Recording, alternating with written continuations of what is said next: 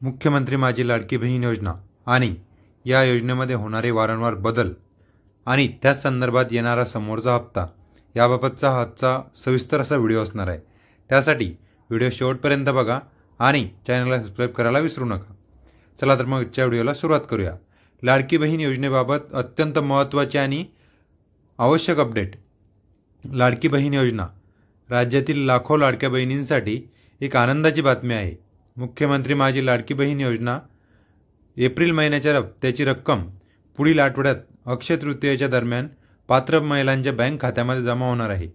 राज्य सरकारने ही योजना 28 जून 2024 व 3 जुलै 2023 रोजीच्या शासन निर्णयानुसार सुरू केलेली होती। महायुती सरकारच्या विजयात या योजनेची मोठी भूमिका आहे, कारण याच योजनेच्या बेसवर महायुती सरकारचा दणदणीत असा विजय होऊन त्यांचा मुख्यमंत्री सुद्धा झालेला आहे।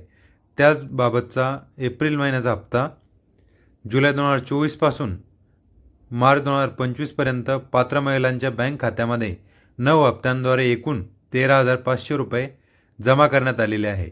एप्रिल महिन्याचा उर्वरित हप्ता लवकरच पात्र महिलांना मिळणार आहे, ज्यामुळे अनेक कुटुंबांना दिलासा सुद्धा मिळणार आहे।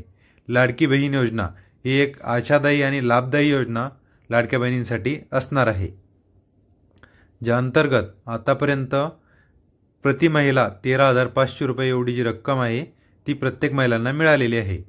या योजनेअंतर्गत ज्या महिलांना PM किसान सन्मान निधी आणि नमो शेतकरी महासन्मान निधी योजनेतून वार्षिक 12,000 रुपये मिळतात, त्यांना अतिरिक्त 500 रुपये दिले जातात। अशा लाभार्थी महिलांची संख्या सुमारे 7,74,148 इतकी आहे।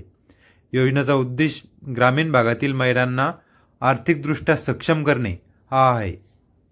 महिला व बाल विकास मंत्री आदिती तटकरे यांनी सांगितले की सध्या योजनेचा एकूण लाभार्थी 2,47,00,000 पोहोचले आहेत। ऑक्टोबर 2024 मध्ये ही संख्या 2,33,00,000 इतकी होती। हे योजनेच्या वाढत्या लोकप्रियतेचे लक्षण मानले जात आहे। ही माहिती आदिती तटकरे यांनी सोशल मीडियाला बोलतावेळेस त्यांनी दिलेली आहे आणि या योजनेच्या लोकप्रियतेबाबत त्यांनी सांगितलेलं आहे। तसेच महिला व बालकल्याण विभाग सातत्याने योजनेच्या अंमलबजावणीवर लक्ष ठेवून आहे।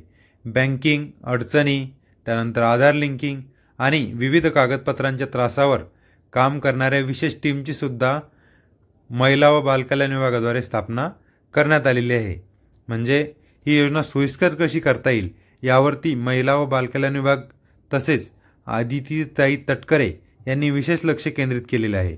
याच माध्यमातून त्यांनी येणारा जो हप्ता आहे तो अक्षय तृतीयेच्या मुहूर्तावर जमा करण्याचं आश्वासन दिलेलं आहे। ज्या पात्र महिलांनी योजनेसाठी योग्य प्रकारे नोंदणी केलेली आहे त्यांच्याच खात्यात रक्कम जमा केली जाणार असल्याची माहिती आदिती तटकरे यांनी दिलेली आहे। म्हणजे ज्या महिलांनी योग्य प्रकारे माहिती नोंदणी करून अर्ज केलेला होता अशाच महिलांच्या खात्यामध्ये आता येणारा जो समोरचा हप्ता आहे तो जमा करण्यात येणार आहे। त्यानंतर शेतकरी महिलांच्या खात्यामध्ये एकूणच फक्त 500 रुपये एवढं जे मानधन आहे ते त्यांच्या अकाउंटमध्ये जमा करण्यात येणार आहे। धन्यवाद। आजच्या व्हिडिओमध्ये एवढीच माहिती।